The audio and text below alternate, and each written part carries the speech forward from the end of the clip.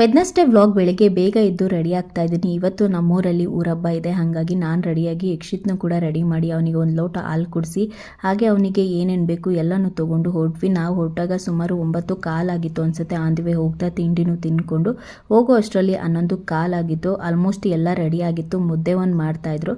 ನನಗೆ ಅಲ್ಲಿ ಜಾಸ್ತಿ ಏನು ಕ್ಲಿಪ್ಪಿಂಗ್ಸ್ನ ತೊಗೊಳೋದಕ್ಕಾಗಿರಲಿಲ್ಲ.